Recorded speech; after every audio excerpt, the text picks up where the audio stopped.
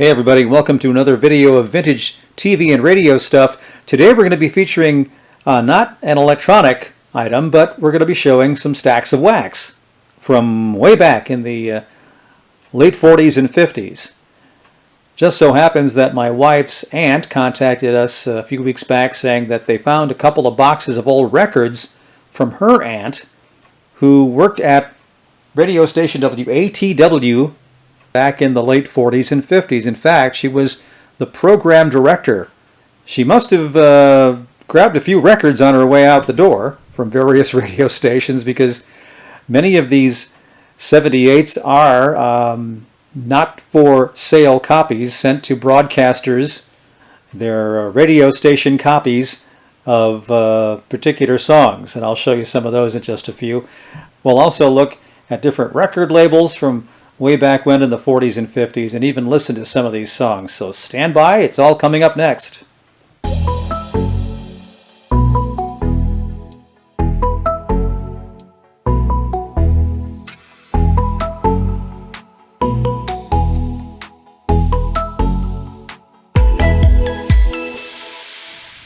Most of these records that I have in the collection were made probably in the 40s and 50s out of shellac. Some of them are a little more modern. They're made with vinyl, but this particular one right here is a shellac record. It's very heavy and thick and fragile. If I were to tap it up fairly hard against the edge of a table, it would probably break in a number of pieces. This is Ray Noble and his orchestra from the late 40s.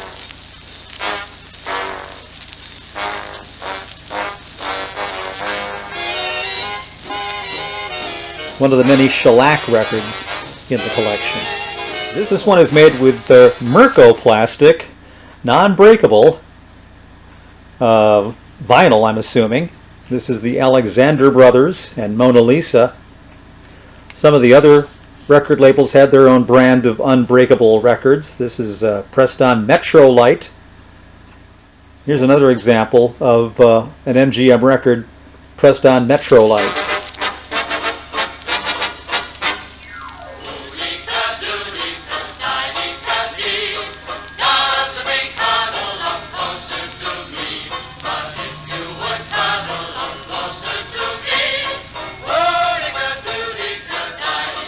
As I mentioned, the person who had this collection worked at a Wisconsin radio station.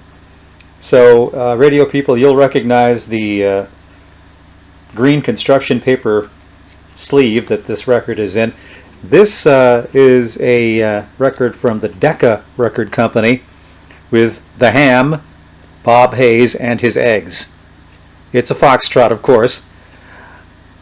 And it says sample copy, not for sale.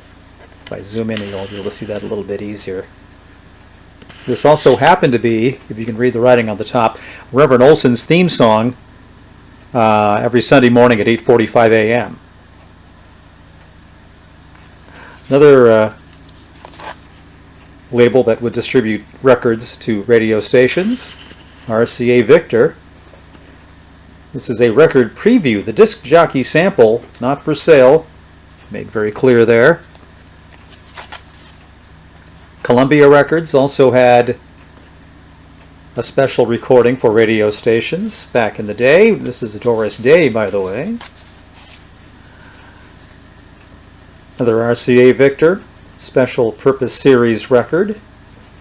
And this sleeve must be rather old as well. Another RCA Victor sleeve. And here there are all kinds of information about the different types of records they would sell and the prices. Here's a sleeve from Capitol Records from Hollywood. I think this is the same on both sides. And this has a little more detail of the 1600 series records. Back when you would go to your dealer to hear your records, the record store. Another one is from Mercury Records. Also on this sleeve, Mercury Records listed all the different types of records they would sell, including country and western.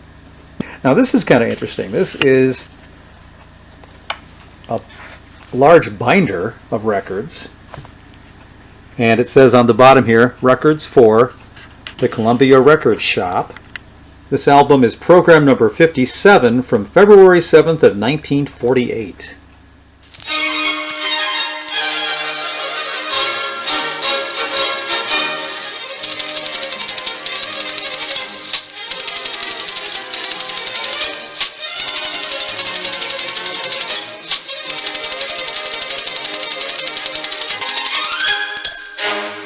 Besides the big record companies like RCA Victor and Capitol Records, Mercury Records, Columbia, and others, there were lots of smaller recording studios and record producers, including one out of Cambridge, Massachusetts called Mood Records.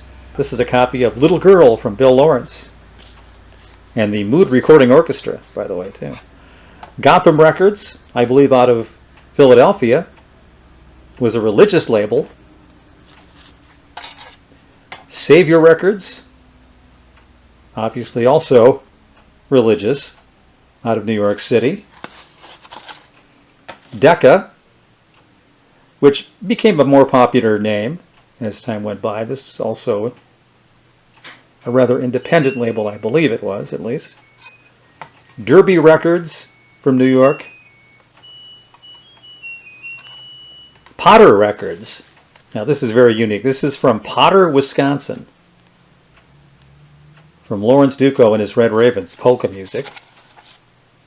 ABBEY Records. Not sure where this is from. And Demo Records. That's from Milwaukee.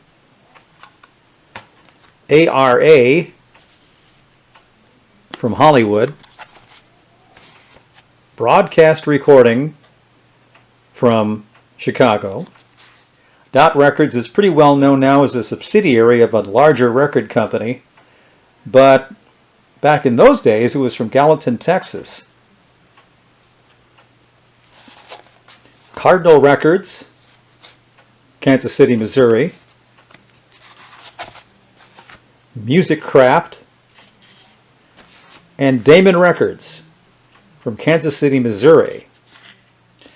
Now let's move on to something else a little more bizarre. This is a collection of records that she had in her collection from Party Record Company out of New York. These go back to the 50s. And these are, I guess, considered novelty records. Slightly risque, if you will. Charlie Drew and Lord Stuff It and Lord Stick It. One can only imagine what that sounds like. I haven't played that one back yet. Dirty Gertie Glynn from Ace Newell, who had a number of songs in that vein. Charlie Drew, It's Better Than Taking in Washing. And Is It True About Chinese Women? Also back in the 50s, they did longer play, extended play, 33 1/3 RPM records in the 10-inch format. So they looked exactly like 78's, but they played at 33 1/3. Here's one from her collection. This is Lawrence Welk on Coral Records, dating back to 1951. And here is the record itself. If I come in a little bit here, you can see that it's a long play record, 33 1/3 RPMs. The old Micro Groove Unbreakable record. Another example of this is this one on Columbia Records, Xavier Cugat. Also a 33 RPM 10-inch record. On Columbia Records in this case. This is interesting. Milady, Your Figure. On Capitol Records. Susan Carroll presenting A Few Minutes a Day for Health and something. Not sure what that says. Keep your figure fit to music. It's fun this easy way. Another one that she had in the collection was from K-Star. And these albums had, it looks like 4 songs on this side of the album. But it was a 10-inch 33 1/3 micro groove record. We have one more record to show you. This is another 78, and what makes it unique is that it has two different artists on the same record, one on side A and one on side B. The same song, but from different artists and on different labels. Although that's a little misleading because you see side A has Coral Records, which is a subsidiary of Decca Records. And then on side B, you have Decca Records, but the same song, Need You, this time by Guy Lombardo and his Royal Canadians. Well, I hope you enjoyed our little tour of these records from back in the 40s and 50s. If you have any comments, please leave them below. Like the video, subscribe to my channel, and keep it here. We'll have more different videos of vintage TV and radio stuff down the road.